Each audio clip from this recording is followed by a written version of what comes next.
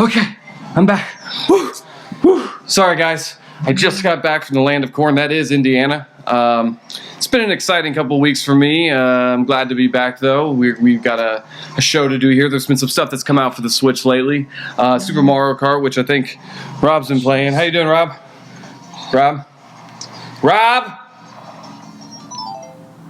Hey, you're back. Yeah, I just got back. Oh, what's up, dude? Hey. Have you been here the whole time playing Switch? Well, yeah. Mainly, yeah. I mean, I just downloaded digitally and I didn't have to go anywhere. So, have you eaten? No. Have you gone to the bathroom? Yeah. Oh, that's what that is down there. Okay, well, we got a show to do here. Yeah, we do. Okay, fine. I'll put it down for now. Anyways. Or not. All that and more in today's episode of Super Game Knobs. Let's do this.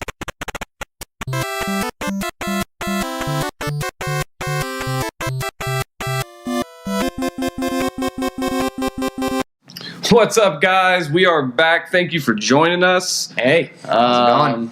Man, I had a good couple weeks off there. How have you been, man? Yeah, it was a little vacation. It's been good. Yeah, it's been awesome. I mean, how have you been? You've been in where exactly? Indiana. It was good. You know, I got to touch base with some family, got to see some old friends, catch up with some people, got to see one of my nephews for the first time. He was born here just a few months ago, and then I got to see my other nephew. And one thing I got to say about these kids today, man, they love Minecraft. Do they also have it very easy, but yeah, Minecraft. Well, besides the fact that they do have it easy, this Minecraft, like...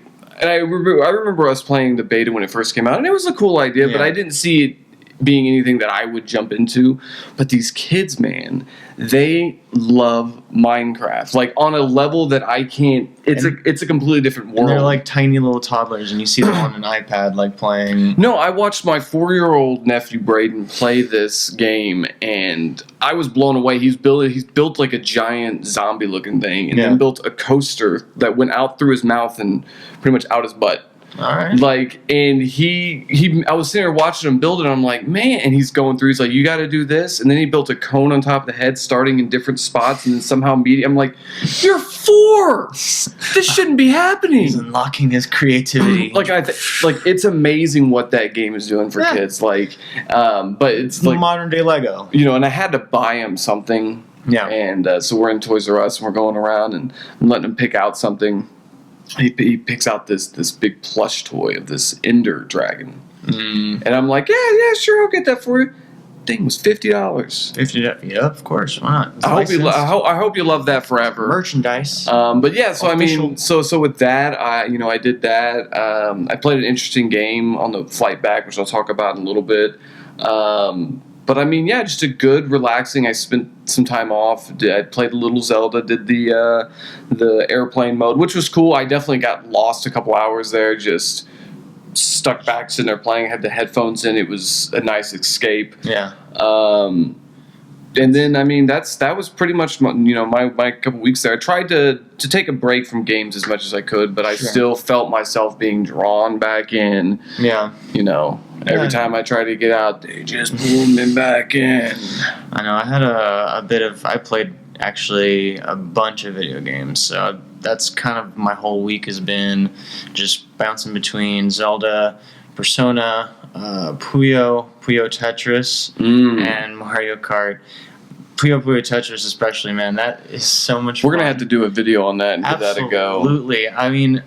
But I've noticed, like, I thought I was good at Tetris. Like, I'm okay at it. I'm like, but when you play online, because that has an online. No, man! People are insane at Tetris. I mean, they've been playing it their whole lives, so it's a eye opener when you go online and you just get completely demolished. It's like playing Street Fighter for the first time. It's just going online and just getting absolutely annihilated. That is awesome. But yeah, it's fun. I like that. That's been fun. I've been playing what else? Yeah, Mario Kart, obviously. That came out, which I picked up as well.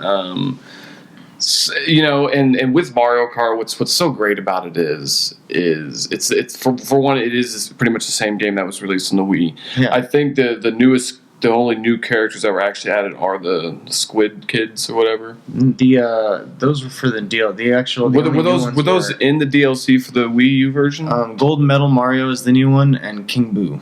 King Boo are the two new characters. Okay, the battle mode is awesome. back.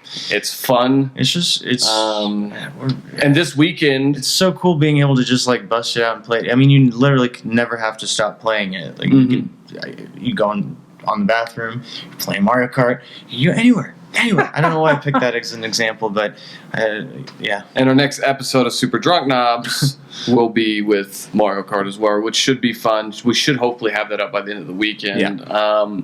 But I mean, and so with all that, good couple weeks off to kind of recollect ourselves. Yeah. I've been watching that Bill Nye show. I got a couple episodes of that. Yeah, it's pretty good. Saves the world. I mean, he definitely is trying to save the world. Bill Nye the Science Guy. I forgot how. I mean, when you look at because the old show, they added the old show on Netflix. Also, I caught a couple of episodes of that.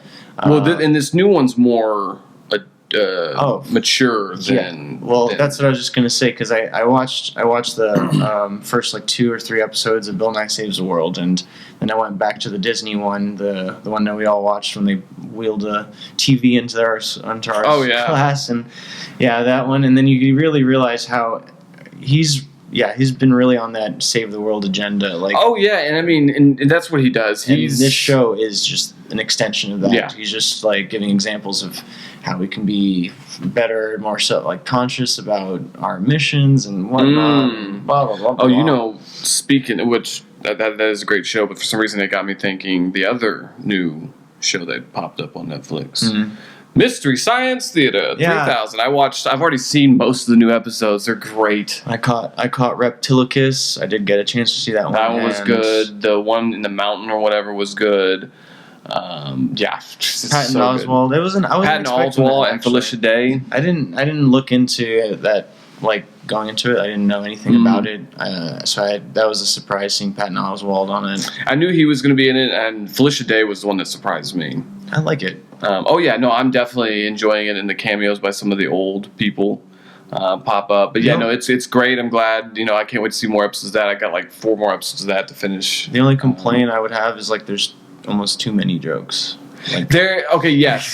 Sometimes they throw out too many jokes, and sometimes, and this has always been a thing with MST, is sometimes, like I told a lot of people, Mystery Science Theater isn't often about the jokes that hit. It's more often about the jokes that don't hit. Yeah. Because there's more jokes that don't hit, but they're so funny because they're so bad. Right.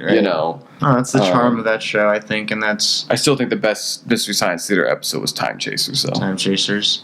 I really like the, not my Mystery Science Theater, but when they were doing the riff tracks, the Samurai Cop.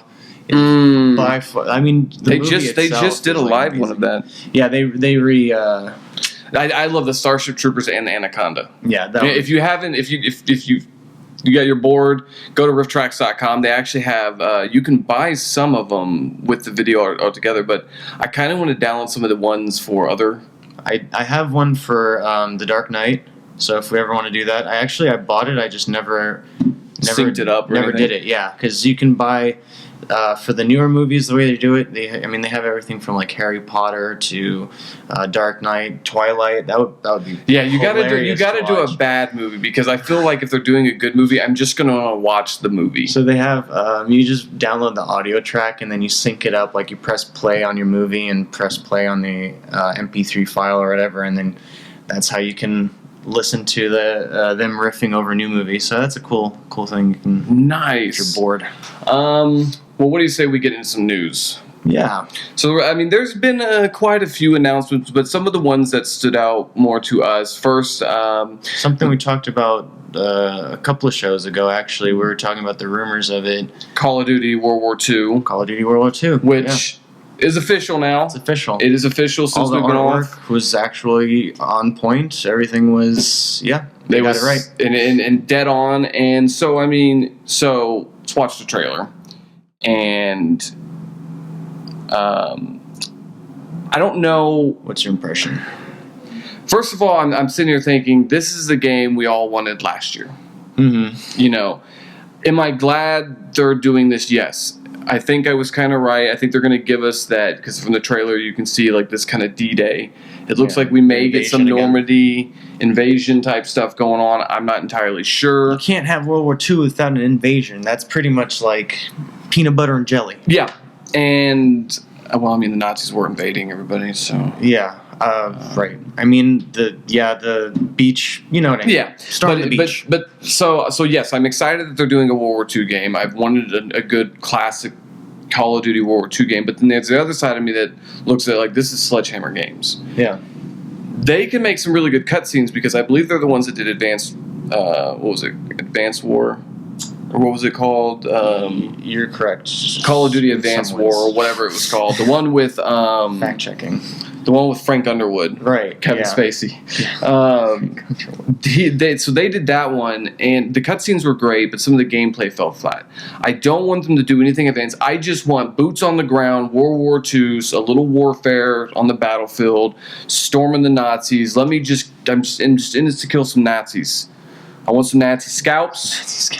I want to kill me some Nazis. So we saw, it looks like a group. We're going to have like a group of, like a band of brothers type of thing. Oh, of course they've got to. Cutscenes so far looked amazing. It looks like it's going to be a really heavy focus on the story in this one. Yes, which I'm all for. If you're going to give me a good World War II story, or a good World War II game, give me a good story. Because some of the old Call of Duties, it was, here's your mission, go get them. Yeah. Midway through the mission, you're like, why am I doing this again? Yeah, this seems like it's, well, at least from the trailer, it seems like it's going to be a very cinematic approach to the storytelling. And we're getting a new Nazi zombies. And we're getting a new Nazi zombies, of course. Yeah.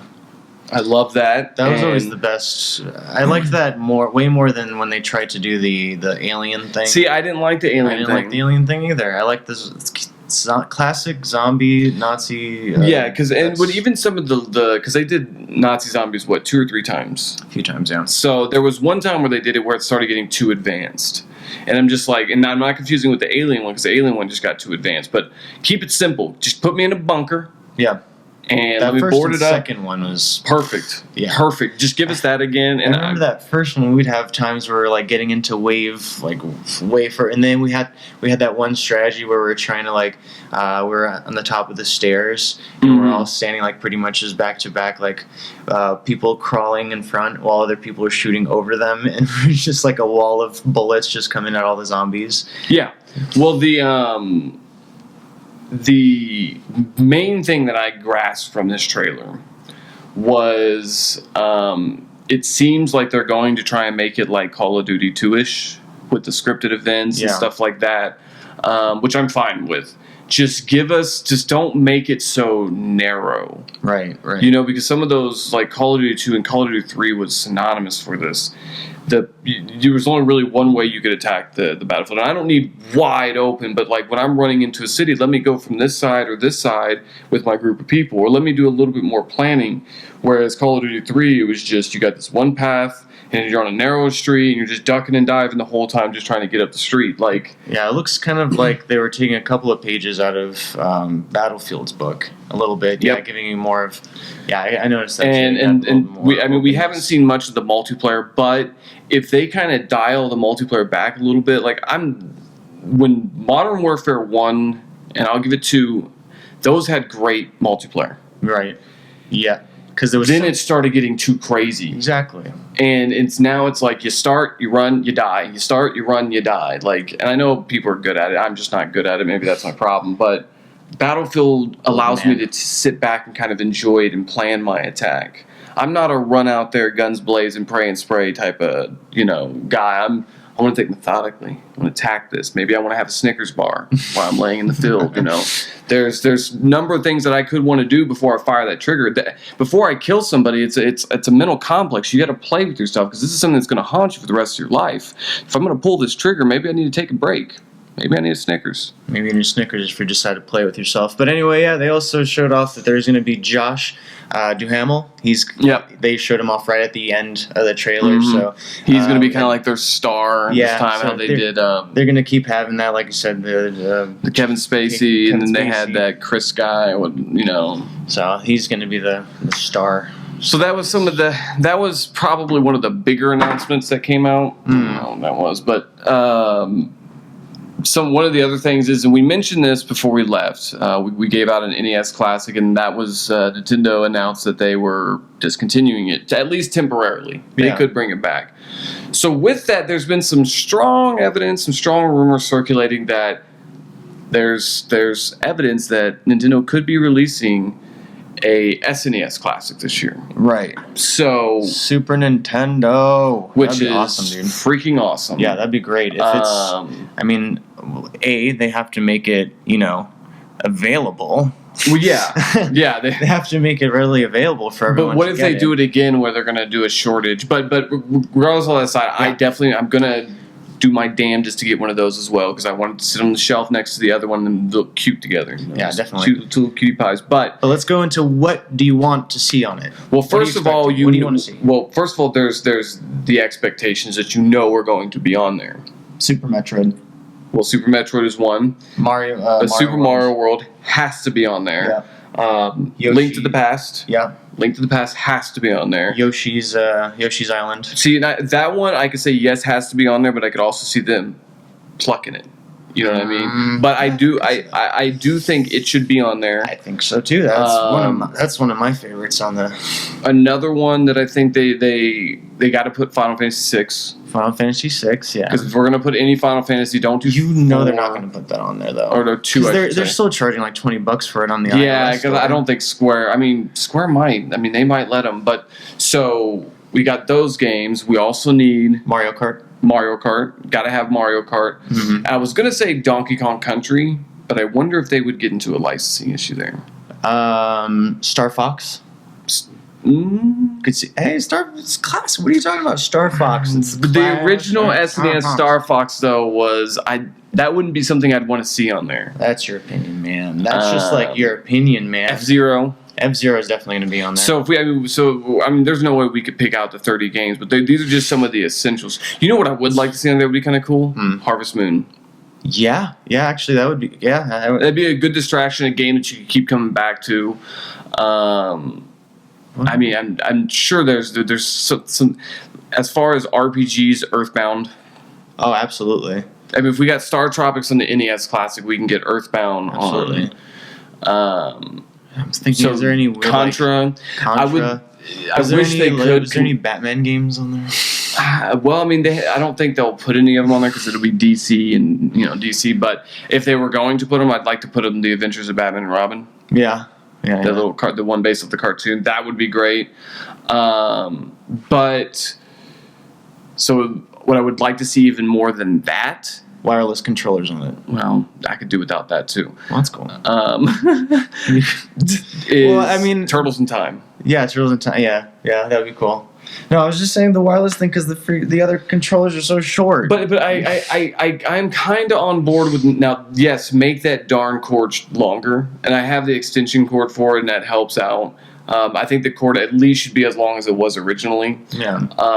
But I'm kind of on board with Nintendo with keeping that nostalgic factor of you got to have it hooked up. And that kind of adds to that nostalgia. Like, if it's just a wireless thing, I'm sorry, then I just feel like I'm playing a cheap computer thing hooked up to my TV that I bought for $60. So, I also would like to see it maybe be rechargeable. I mean, that would be kind of cool to just literally just need an HDMI cable and then plug it into a TV, and then you don't even need a power source for it. I mean, I know it just works off of micro USB. So yeah.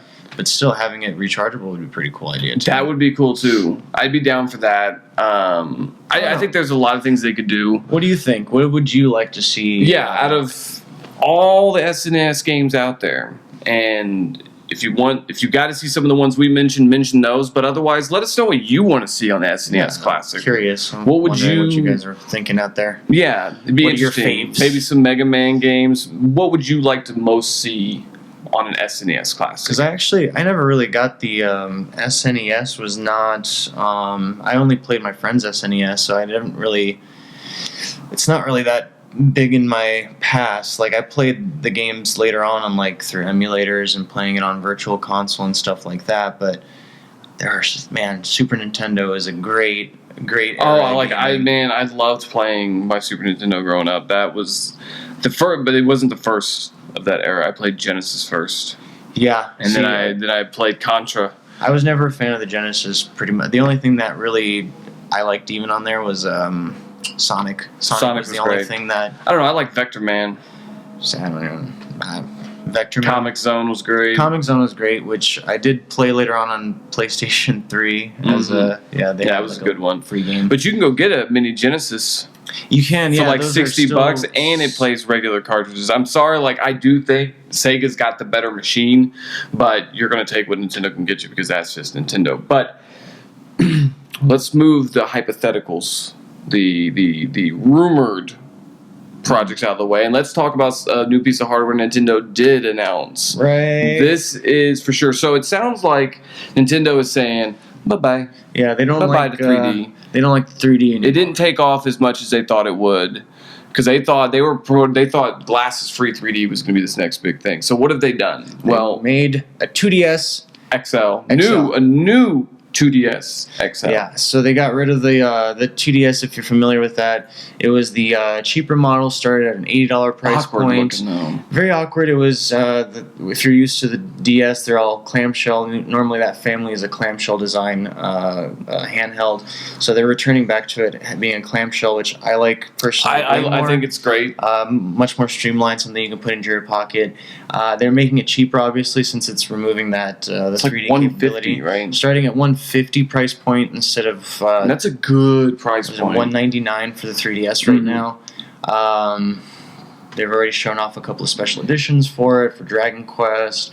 It's got the C stick. It's got so it's basically like the new 3DS. Yeah, where it's it has basically the Z a new buttons. 3DS without the 3. So basically, all the games that are exclusive to the new 3DS will work on this, which I mean, I am all on board with this. And basically, if you don't have a 3DS and you're in the market for one, you don't need the 3D. I generally tend to leave mine off more than on. Yeah. There's been some games where it's been a cool feature to have Mario, Link Between Worlds, and all this other stuff, but man. it's not necessary. The Mario Land 3D, the launch title for That the made my 3DS. that got my eyes cross-eyed sometimes, man. Yeah, but that was the best implementation of that 3D on that console. Yeah. I think. That game still blows me away. Like I haven't turned that on in a while, but I'll pop it in once in a while just to get that wow factor again, because it has a button. If you press down on the D-pad, it has an enhanced depth. Yeah. Oh depth of yeah. I field. remember that. You could. And that one would mess. That with it some would get people. me cross-eyed, but.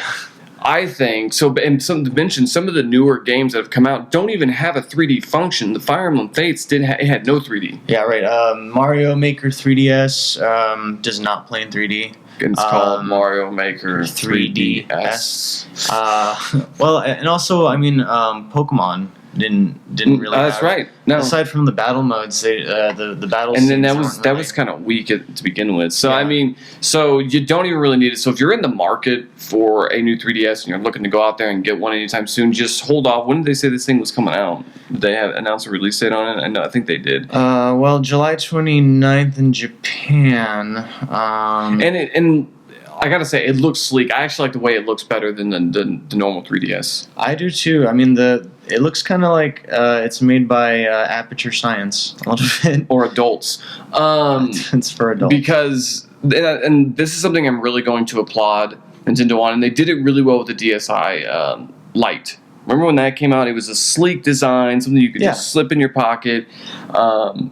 Well, I like it when Nintendo, like I know everyone loves the colorful friendliness and joyous Nintendo, but I'm kind of liking this new sleeker design, mature feeling tech that they've got coming out. I mean, look at that. That looks awesome. Yeah, the white and the orange and the blue. That was blue only and black. displayed for Japan right now. Hopefully it'll come to North America. I'm hoping, but it looks sleek, man. It looks like a solid device, and I'm excited.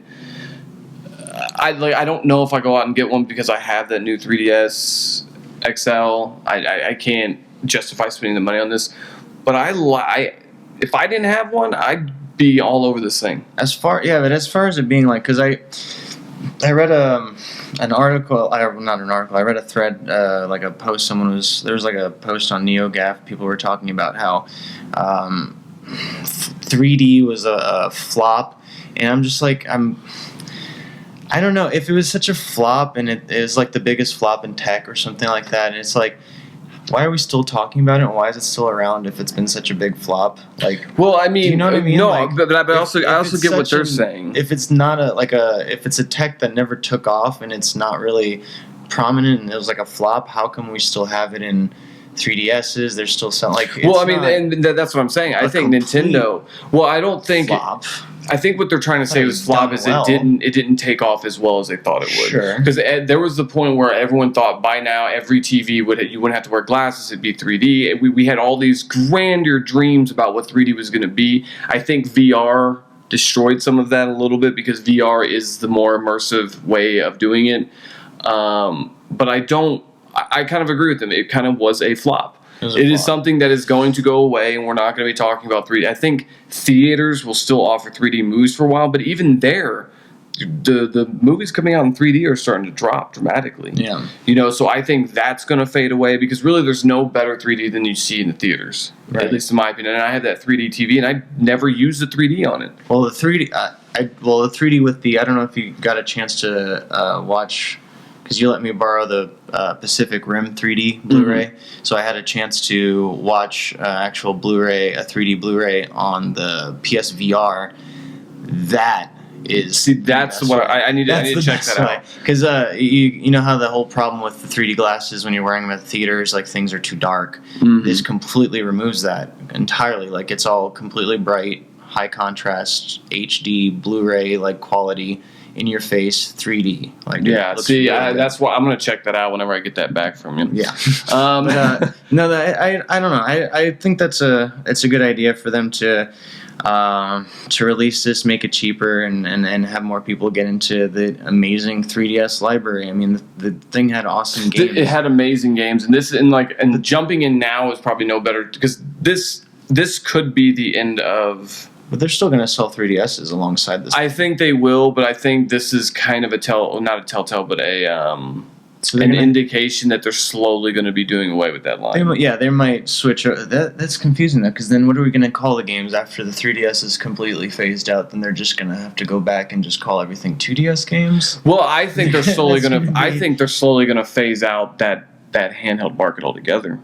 Just switch. No, for the Switch. I think what could end up happening is we could get like a Switch XL and a Switch Small or something like that, like a smaller version of the Switch. But I wouldn't. Yeah, I guess. But I wouldn't give a Switch to a kid. I mean, we've already the amount of time we spent with it. Like, I mean, that's true. I personally would not trust a kid with. I never let my nephew. I never brought it out when my nephew was around. Yeah, I mean, even if I love the kid or whatever, there's just no way. With the way the device is, it's just like it's very temperamental, and you have to be very careful. I think they could make a kid-friendly version, but I see your point. The 3DS is, but I mean so they're the 2DS for kids. Enhancing or going with that, they have all these kid-safe tablet covers. They can make a kid-safe cover for the Switch. Mm-hmm. I saw my nephew drop the darn tablet. The overheating thing. Well, like I'm saying, down the road, I can this could be like their kind of kid-friendly line right now, but I think they're slowly going to phase it out. But I mean, we'll see. The overheating thing, though, I don't want to go back because when I was playing Mario Kart. Aside from because I only have Zelda, Puyo Puyo Tetris, and the other game, Spectre Knight, right? Mm-hmm. Mario Kart made my Switch get really hot. The fans came on and the battery drained while it's sitting in the dock. Well, I know the battery drain thing does happen for certain games, like Zelda did it, but it would stop at a certain percentage. And I always heard like somewhere in the 70s or 81%. Yeah, well, this one, like when I took it out of I was playing battle mode online, 2-player battle mode online with my girlfriend for like about 2-3 hours. Took it out of the dock, and then I was just like, whoa, this thing, because the thing was actually like really hot and the fan was still on while the thing was suspended. So I was like, this is just crazy. Well, yeah, the fan's going to keep going until it cools it down. Yeah. So I was just, that's crazy. But I mean, looks great. But now keep in mind, you don't want that thing to stay at 100% in the dock where you're playing. Because if you're draining that much power while it's staying fully charged, that could damage the internal battery. Yeah. So that I read somewhere that's why they force it to drain. And even like your MacBooks and stuff like that, when you plug them in, it may say 100%, but it's actually only sitting at like 92% at full battery charge or something like that. I don't know the whole story, but I read about it, and basically they were saying that it's I don't know there. about 70%. It's there. Like if you shut it off, it should fully charge back up because it's not actively being used and being drained. But I don't know. But I did read that a while back that people believe that is there so that it doesn't damage the battery and prolongs the battery life. But moving on, I mean, those were kind of like the big news stories that kind of happened while we were out. But I wanted to talk about something. You remember in the 90s and the days of the FMV games? Yeah. For those of you that don't know, live action, some FMVs. They were all the rage in the 90s for games like Command and Conquer, X-Wing, and everything like that. And FMV basically just means full motion video. They tried to make a console around the whole concept. Yes, they did. Same CD. It did not go so well. Panasonic tried to do the same thing, I think it was, or Philips, I can't remember. But and I used to love when those scenes happened because for the longest time I always wanted games to become kind of a movie. Like I liked the cinematic feel. I always wanted that ability to, when I'm playing something, make it look like I'm playing a movie or something. But I knew that they could never get it. Well, at least I think to this day, I still think they can't get it perfect. So you had these old games where you go from these crappy 2D graphics to this great, like remember Command and Conquer? Mm-hmm. You're playing with those sprites basically, but then you go to these cool cutscenes like Michael Ironside or whoever, and you get these cool FMV cutscenes. Although very cheesy, but that was kind of part of the appeal too. I mean, the X-Wing one had Mark Hamill. So you got these cool cutscenes, and that's what they were. Sub-Zero Mythology did it on PlayStation. You had these cool. So when I was a kid, I loved them. I didn't care how cheesy they were. They were just as good as like the cheap shows you'd see on TV. But basically, so I'm on a flight back. I'm about to get on a flight, flying across country. I got 4 hours to go, and Switch battery's almost dead. I don't really actually feel like playing Switch, but I wanted to play something on my computer. I figured, you know what, let's see what's in the Steam store. So I come across this game called Late Shift. And to call it a game is kind of a stretch. It's an interactive movie, people. You're not going to be controlling your character going here and there, but you get choices. And one thing I'll point out ahead of time is this game isn't like, oh my god, mind-blowing, but it's a nice distraction.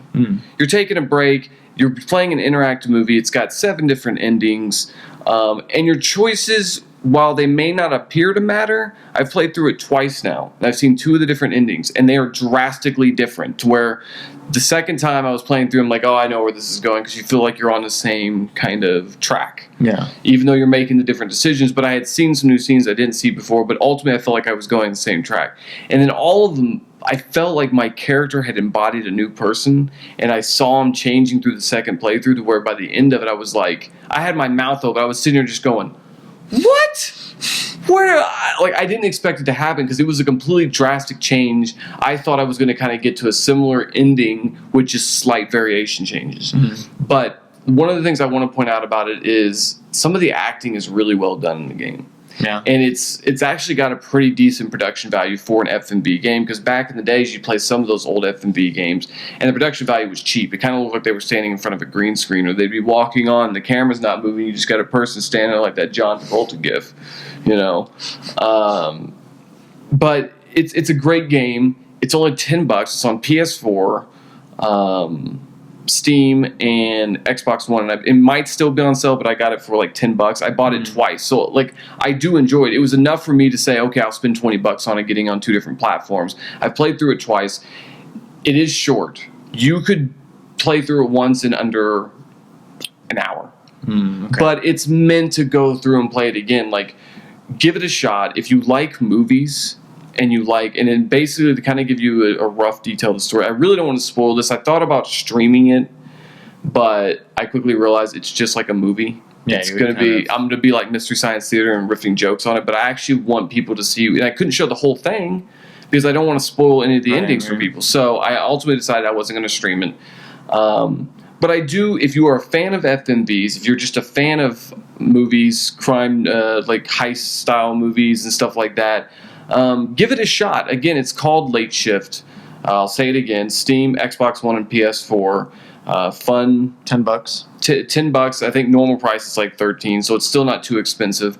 Just don't go into this expecting you're getting a full game. Basically, the way it's laid out is you go through, you're given choices at a certain point. Then the game puts a strong emphasis on your choices.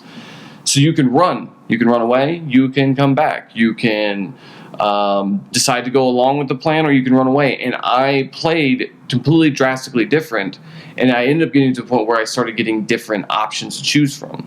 I bump into characters at different points, and it really created a different dynamic, whereas if I showed somebody my first playthrough as a standalone movie and showed them the second one, you see different character development in each one, which I thought was impressive, because the first time through I'm this kind of cool kid going through, doing everything, being cool, and it created this very compelling kind of crime drama, whatever. The second time I was kind of like a coward.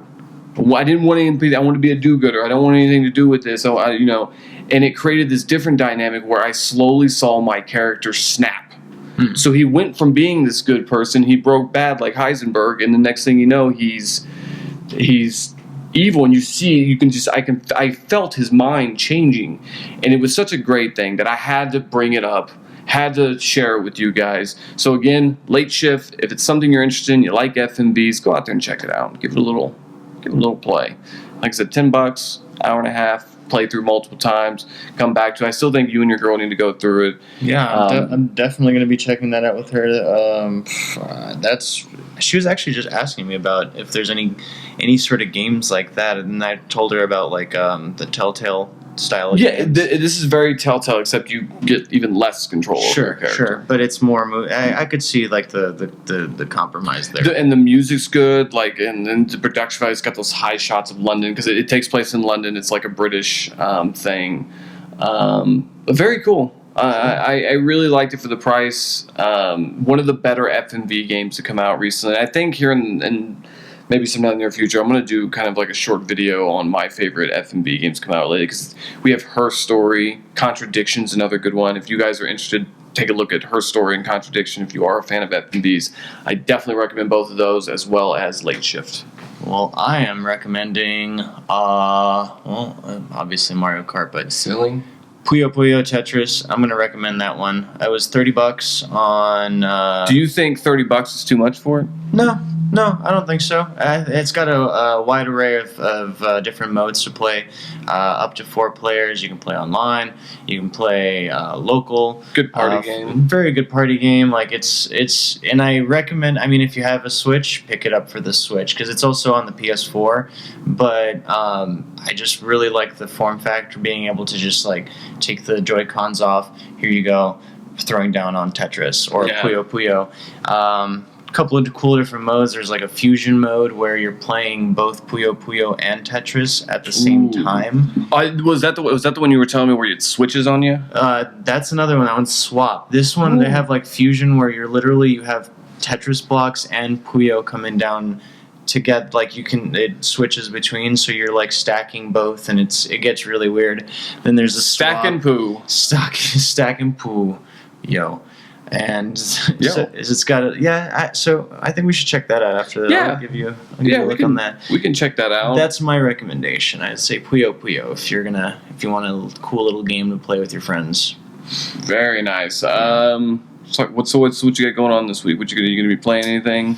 Well, Mario Kart, of course. Yeah, Mario Kart. Been playing that online a lot. Stream anything this week? You know, it'd be cool if we should like maybe make a tournament or something like that, and have people join in and play a tournament with us. What would you guys think about that? If you guys have Mario Kart 8 for the Switch, Mario Kart 8D, the deluxe, gotta get that D in there. If you have, leave your friend code in the in the comments below. We'll send you an invite. We actually have an SGK Nintendo account. Yeah. So we'll send you an invite through there, and then we'll get a tournament going among our fans, and we can all throw down, and maybe the winner gets something. Yeah, that'd be cool.